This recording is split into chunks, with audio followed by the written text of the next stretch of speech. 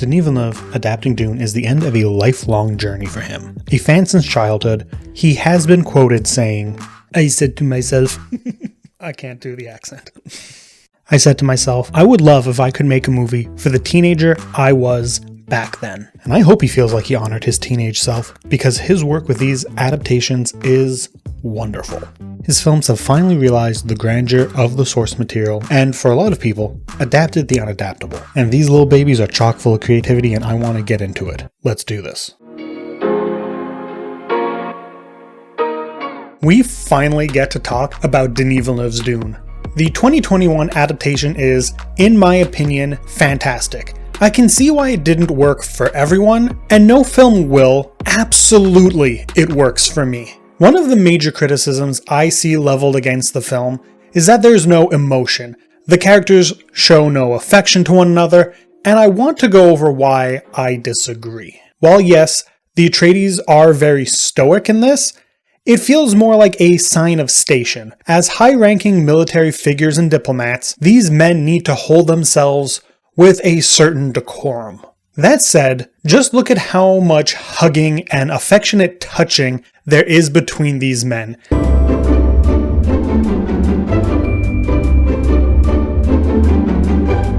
It says a lot that these supposedly cold men allow themselves to behave with as much compassion as they do. It's the complete opposite of all those alpha male gurus who think it's gay to love your wife or whatever. Characters like the Harkonnen and the Sardaukar, they are the cold ones, whose only real physical contact comes from acts of violence. Would I have liked something between the Duke and Lady Jessica like we saw in the miniseries? Sure, absolutely. But I'd say that this is not as cold as some of Villeneuve's other films. It's just a very controlled take. Still, I absolutely understand why it's not for everyone. In discussing Dune, I want to break down the film's form and content. If you aren't familiar, form and content are the two main ways to look at art from the point of criticism. Form refers to the work's composition, techniques, and media used, while content is the work's subject matter. So the content here is obviously Herbert's text and how it is altered for the screen. The most obvious change is breaking it into two parts. This let Denis and his co-writers give moments the time they deserve without having to rush over swashes of the story in the way Lynch's film needed to be. I do feel bad constantly crediting that film to him when he doesn't even consider it his own, but I digress. While keeping the story that is in the first half mostly intact, they did still make changes, the biggest being the dialogue. While keeping important lines like "Fear the Mind Killer," most of the dialogue has been updated. I really do think that this was the only way to make the film accessible to the widest audience possible. Writing has changed a lot since the 60s, and so has how we speak. That's not a huge deal when reading a book, at least not for everyone, but it can be much more difficult for your average viewer. Sure, there's plenty of us who watch older films or wouldn't be bothered, but when you're making a modern film for over $150 million, you have to have that mass appeal, and a great adaptation with updated dialogue will win over more of the hardcore fans than an outdated dialogue would appeal to the more casual viewers. I do think a big part of what made the miniseries drag was that dialogue. So, if the content is how they handle the text, then what is the form? Kind of everything else. How scenes are shot, scored, and cut are the equivalent to what paints, brushes, and canvases are used. Denis brings an extremely tactile, real feeling to a film that follows characters in a distant future across multiple foreign planets. In a time where tentpole films are feeling more and more like safe, assembly line products, Denis really is crafting bespoke blockbusters. Let's look at sound as an example. All of them were made, believe it or not, out of traditional organic acoustic sounds. We used very, very little electronic or synthetic sound in this film. This is Mark Mangini, one of the sound designers on Dune. In a video I'll link below, Mark and Thomas Flight discuss the process of doing sound for the film and how it all came from the layering, mixing, and manipulating of real natural sounds to make everything. This gives everything, even the sounds of devices that don't exist, a grounded feeling, helping blend with reality. It also helps build contrast between the sci-fi and fantasy elements on display. While the ornithopter sounds are built off of things like beetle wings and cat purrs, when characters use the voice, You dismissed my mother in her own house. Come here, kneel.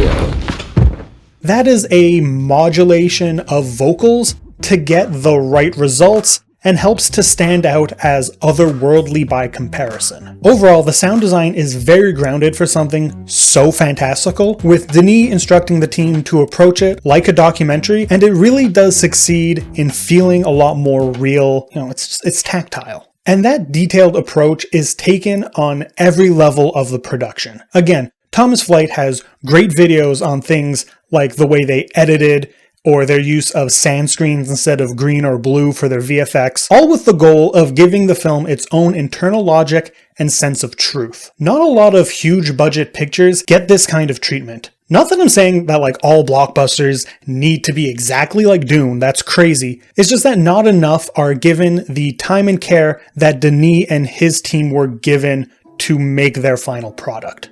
So many films are made almost like an assembly line, directed by filmmakers who had previously done only one or two small indie features, chosen in part because they don't have the sway to push for creative liberties. Meanwhile, Denis Villeneuve has been slowly growing his name since his early Quebecois films in the late 90s and early 2000s, growing both as an artist and as the kind of name you can trust to give such huge projects to without having to be peeking over their shoulder the entire time.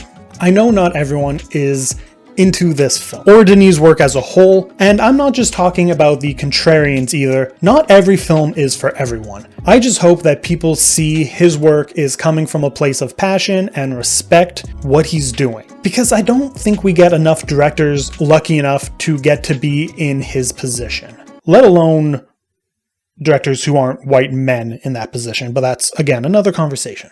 All that said, I absolutely think that Dune Part 1 is great, but it's also incomplete. I remember saying to people that it's an 8 out of 10 or 9 out of 10 or whatever I was saying when I thought that it was important to give films ratings. But I was saying that under the condition that they nailed the landing, because it is only telling half the story. So now I have got to know, does this stick the landing?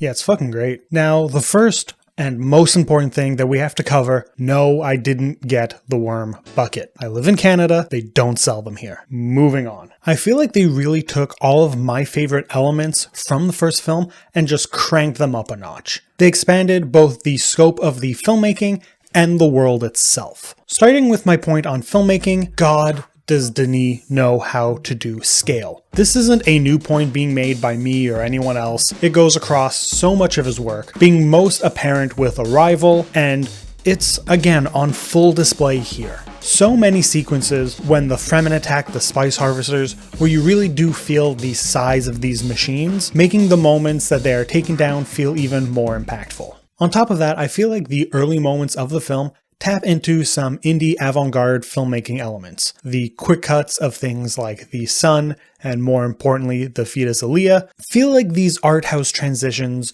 while also trying to dig deeper into the narrative of the film and setting things up for down the road. You know, like a good art house film does. That shit ain't random, no matter what people say.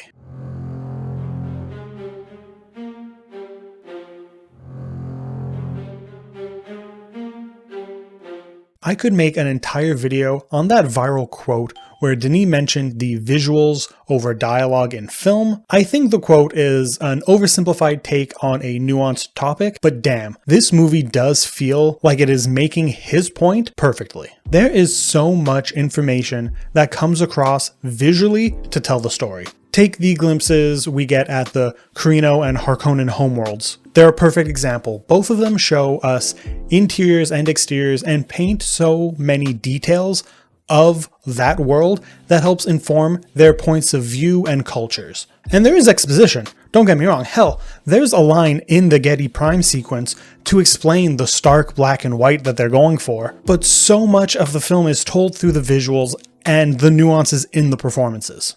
And then you've got the stuff on Arrakis in the palace. In the first film, we see it when the Atreides live there, and it's got a certain vibe and style to it, and you can see the difference in that in this film when the Harkonnens are there, and they've turned it into just more of their like dark, ominous stuff. Really, it says a lot without having to actually say anything, you know? Seriously, I feel like I know so much about who Dave Bautista's character is, and he has very little overall screen time. God, he is just so good in this, honestly. Not that anybody is really giving a bad performance here. The entire cast, even those in smaller parts that are just there for a few minutes because they're going to be more important later on in the series, are just extremely good. I just love Dave in particular, and the interpretation of the Harkonnens in general in these films is so much fun, delightful little freaks. I didn't go over this in my part 1 discussion, but the first film has an issue with the amount of score in it. There's scenes that could be improved by cutting out the music. And I didn't mention that at first because, yeah, there's a Thomas Light video on it. Now, admittedly, I'm not the biggest Hans Zimmer fan. I think he's good, but overhyped, especially by the film bros. But I'm not going to sit here and act like he's sauceless. His music in Dune is both very innovative and just epic. I just find that with part 2, I feel like I noticed more scenes playing out without the score, and that balanced things out. The central relationship between Paul and Chani in this really worked for me. I think they nailed both the intimacy between them, which is another great point of them improving on the perceived lack of warmth from the first film, but also they really get the shared respect that they have for so much of the film. I think my biggest takeaway from this is how strongly the film hit the themes at its core, how people can use religious beliefs to manipulate others, and how the path to power is built on death and pain. You can tell Villeneuve knows the entirety of Dune as he's going hard on this stuff, laying the groundwork for Dune Messiah, while the 84 film took more of a surface level approach at Paul as the savior. And then there's the violence. And I use that word specifically because I do not think that these are action scenes, they are moments of violence. Something that I think is very fitting because this is war, and war is hell, war is violent, war is messy, and flashy, exciting action sequences where people feel sort of superhero-esque, even when they're, getting their asses kicked, isn't what would fit here. And I appreciate that, the film handles that well. I'm into it, it's still fun scenes, but it is also just a little different. It hits hard, it hits so good. It's such well-made film. I just love it so much. It was so good. I can't wait to see it again. Definitely going to see it again in theaters, honestly. Yeah, all in all, I really loved it. I say this all the time, that Denis Villeneuve is making movies just for me and my taste, but Dune Part 2 really does feel like a step up from the previous already great film, while keeping all of the things that he's so good at. But those are just my thoughts. Share yours in the comment below, leave a like and subscribe, and until next time, have a good one.